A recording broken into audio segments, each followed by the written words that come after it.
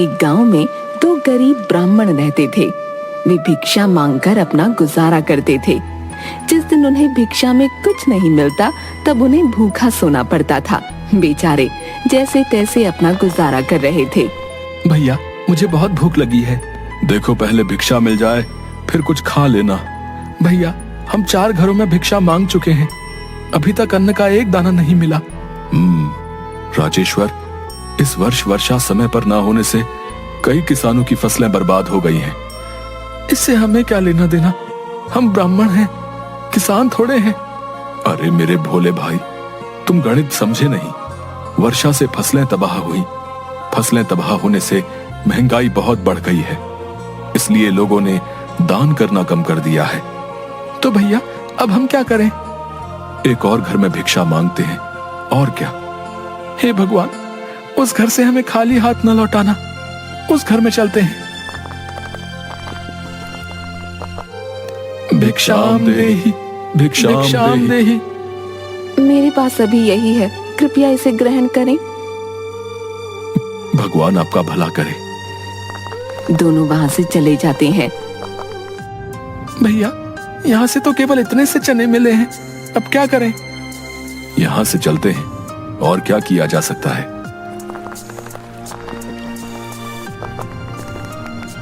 थोड़ी दूर जाने पर एक हवेली के बाहर महाभोज चल रहा था। लोग बैठकर मजा ले लेकर खाना खा रहे थे। वह दृश्य देखकर राजेश्वर के मुंह में पानी आ गया। भैया, लगता है वहाँ भोज चल रहा है। चलिए ना, वहाँ चलते हैं। कितने दिनों से पेट भरकर भोजन नहीं किया। नहीं, जब तक वो स्वयं हमें न बुलाएं, हम नहीं जा सकते। क्यों नहीं जा सकते? भला वो हमें क्यों बुलाएंगे? देखिए, वहाँ बहुत से ब्राह्मण पहले ही बैठकर भोजन कर रहे हैं। हम भी चलेंगे तो क्या बिगड़ जाएगा?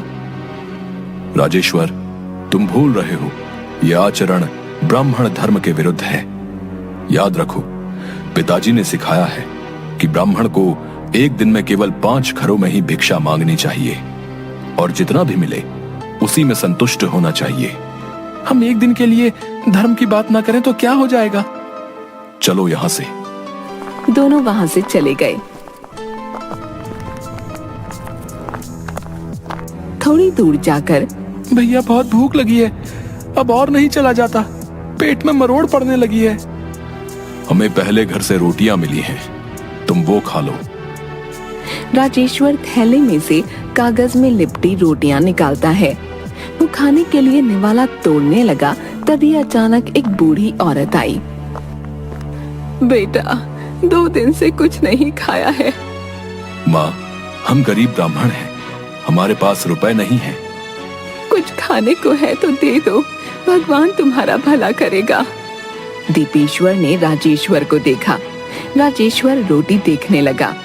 दीपेश्वर ने रोटियां उठाकर औरत की ओर बढ़ा दी। माँ, आप ये ले लो। बेटा, ये तो तुम अपने लिए। आप हमारी चिंता मत करो, आप यहाँ बैठो और पहले आराम से ये खा लो। औरत वहाँ बैठकर जल्दी से रोटियां खाने लगी और राजेश्वर उसे देखता रहा। तुम दोनों ने भूखे को अपने मुंह का निवाला दिया है। भगवान तुम दोनों का भला करे, तुम्हें सुखी रखे। अब इसे रख लो। इससे हमारा क्या होगा? आप ही रख लो।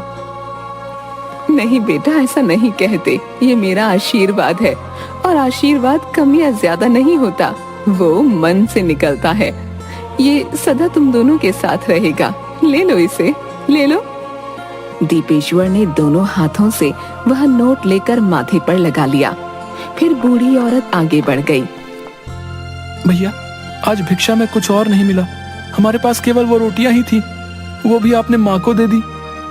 राजेश्वर, कोई बात नहीं, आज नहीं तो कल भोजन मिल जाएगा। हम यदि एक दिन नहीं खाएंगे तो मरेंगे नहीं, पर उस माँ की दशा ठीक नहीं लग रही थी। हमसे अधिक उन्हें खाने की आवश्यकता थी, नहीं तो वो बीमार हो जाती। भैया, अब हम क्या खाएंगे? ये लो, अभी तुम ये खा लो। और आप? मुझे तो भूख ही नहीं लगी है। हाँ, जैसे मुझे पता नहीं, आपने रात्रि से कुछ नहीं खाया है। मैं सब जानता हूँ, आपने कल रात्रि को चतुराई से सारा भोजन मुझे खिला दिया था। अच्छा, हम दोनों खाते हैं। थोड़ी दूर चलने पर पंडित जी, अरे ओ पंडित जी, जरा रुकिए तो, कहाँ भागे जा रहे हो? कौन हो तुम? क्या काम है? हमें क्यों पुकार रहे हो? अरे रुको तो, इतने सवाल एक बार में पूछ लिए। पंडित जी, वो पीछे जो बड़ी हवेली है ना, सबसे बड़ी वाली, वहां महाभोज चल रहा है। मालकिन ने 51 ब्राह्मणों को भोजन कराने के लिए कहा है। अभी तक 49 ब्राह्मण पधारे हैं। कृपया आप दोनों पधार के हमें कृतार्थ करें। दोनों ने कुछ नहीं कहा। कृपया चलिए ना, वरना मैं कहां ढूंढने जाऊंगा। भैया। ठीक है भैया, चलो। आदमी ने उन्हें पंगत में बैठाकर पेट भर भोजन कराया। भैया मजा आ गया, आज तो भूख से अधिक खाने को मिल गया। लगता है उस माँ ने सच्चे मन से आशीर्वाद दिया था। घर आकर दीपेश्वर ने वो 1 रुपये का नोट एक खाली मटके में रख दिया। उस रात दोनों भाई बड़े आराम से सोए। अगले दिन खूब बरसात हुई, इसलिए वे भिक्षा के लिए घर से बाहर नहीं निकल सके। दोनों भाइयों ने घर के हर एक बर्तन में देखा तो कुछ चावल मिल गए। दोनों ने वे पका कर खा लिए। अगले दिन बरसात रुकने पर वे भिक्षा के लिए गए। भैया, ये आज का 5वां और अंतिम घर है। देखते हैं। भिक्षाम देहि, भिक्षाम देहि। घर में से कोई निकलकर नहीं आया। भिक्षाम देहि, भिक्षाम देहि। एक व्यक्ति ने बाहर आकर उनके मुंह पर दरवाजा बंद कर दिया। दोनों अपने घर पहुंचे। भैया, आज तो अन्न का एक दाना नहीं मिला। कोई बात नहीं, कल मिल जाएगा। भैया भूख लगी है। आपको याद है वो बूढ़ी माँ ने 1 रुपए का नोट दिया था, उससे कुछ चने मिल जाएंगे। राजेश्वर ने जाकर मटके में देखा। भैया, भैया, भैया। क्या हुआ? भैया जल्दी इधर आओ। क्या हुआ? राजेश्वर उसे मटका दिखाता है। उसमें एक एक के 7 नोट थे। भैया, इसमें पूरे 7 नोट हैं, 7। मैंने तो एक ही रखा था, ये 7 कैसे हो गए? पता नहीं। भैया, मैं इनसे चावल या बाजरा लेकर आता हूँ। दीपेश्वर हैरानी से कुछ बोल नहीं पाया। कुछ देर बाद जब वह आया, भैया देखो, चावल लेने के बाद 1 रुपया बच भी गया। इसे वापस उसी मटके में रख दो। राजेश्वर ने बचा हुआ 1 रुपये का नोट रख दिया। दोनों ने भोजन किया और सो गए।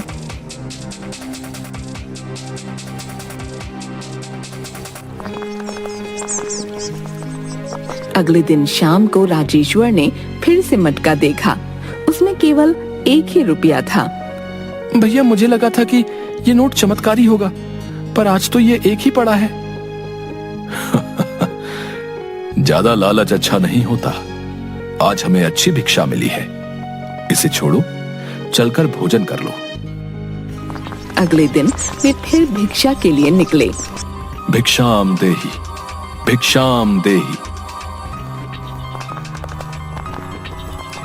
भिक्षाम देहि, भिक्षाम देहि। पर कोई भिक्षा नहीं मिली। भैया, आज तो लगता है सचमुच चनों से काम चलाना पड़ेगा। राजेश्वर ने घर पहुंचकर मटके में देखा। आज उसमें फिर से 7 नोट थे। भैया, भैया देखो, आज फिर 7 नोट हो गए। क्या? ये देखो भैया, ये क्या हो रहा है हमारे साथ? दीपेश्वर कुछ नहीं बोला। राजेश्वर रुपये लेकर चला गया। पाव भर बाजरा दे दो। पूरे 6 रुपए का है। पता है, मैं दाम दे रहा हूँ। लगता है कोई बड़ा माल हाथ लगा है। ज्यादा मत बोलो, अपने काम से काम रखो। ये तो बिल्कुल गरीब है, पर परसों चावल लेकर गया था और आज बाजरा। इसके पास रुपए, लगता है कोई बड़ी रकम हाथ लगी है। वो राजेश्वर के पीछे जाता है। छिपकर खिड़की से राजेश्वर को बचा हुआ 1 रुपया मटके में रखते हुए देखता है। ओहो, तो इसी में धन छिपा कर रखा है। ये अब मेरा होगा, बस मेरा। पर मुझे रात होने तक प्रतीक्षा करनी होगी। रात को अंधेरे में राजेश्वर और दीपेश्वर को सोता देख घर में घुसकर मटके के पास पहुंचा। उसने मटके में झांक कर देखा तो वो नोटों से भरा था। वाह, मजा आ गया। अब ये कुबेर का खजाना मेरा हुआ। उसने मटके में हाथ डालकर एक सांप निकाला। उसने सांप को दूर फेंककर फिर मटके में हाथ डाला तो बहुत से बिच्छू निकले। बिच्छू, बिच्छू। उसकी आवाज सुनकर राजेश्वर और दीपेश्वर उठकर आ गए। दुकानदार उनको देखकर रोने लगा। तुम इतनी रात को यहाँ क्या कर रहे हो? चोरी? नहीं, कुछ नहीं। सच सच बोलो, यहाँ क्या करने आए थे? मैंने आपको इसमें रुपए रखते हुए देखा था, तो मुझे लगा इसमें बहुत सा धन होगा, पर इसमें तो बड़े बड़े बिच्छू हैं। क्या बिच्छू? दीपेश्वर मटके में झांकता है। इसमें बिच्छू नहीं, केवल एक नोट है। दुकानदार मटके में झांककर डर जाता है। बाप रे, इसमें कोई नोट नहीं, ये तो बिच्छुओं से भरा पड़ा है। नहीं, इसमें केवल एक नोट है। बिच्छू है। मैं सब समझ गया हूँ। आप क्या समझ गए हो भैया? मुझे भी बताओ। तुम्हें वो बूढ़ी माँ याद है जिसने हमें ये 1 रुपए का नोट दिया था? हाँ हाँ भैया, बिल्कुल याद है। उन्हें तो मैं चाहकर भी नहीं भूल सकता। उन्होंने हमारे भोजन की समस्या हल कर दी है। ये नोट उसी दिन एक के साथ होते हैं जिस दिन हमें भिक्षा में कुछ नहीं मिलता। ये नोट चमत्कारी है और माँ ने इसे केवल हमारी समस्या हल करने के लिए दिया है। इसलिए हमें नोट दिख रहा है, परंतु इसे बिच्छू दिख रहे हैं। भैया, तो ये केवल साथी क्यों होते हैं? हम अधिक लालच ना करें, इसलिए हो सकता है हमें केवल हमारी जरूरत जितना ही धन मिल रहा है। सुना है कि कभी कभी भगवान इंसानों के भेष में हमारी मदद के लिए धरती पर आते हैं। वो बूढ़ी माँ। भैया, आप ठीक कह रहे हैं। भगवान से भी हमारा भूखा रहना देखा नहीं गया। आप ब्राह्मण हैं, कृपया कर मुझे क्षमा कर दो। मैं कभी पराये धन पर बुरी नजर से नहीं देखूंगा। राजेश्वर ने वो नोट निकाला और अपने माथे से लगाकर वापस रख दिया।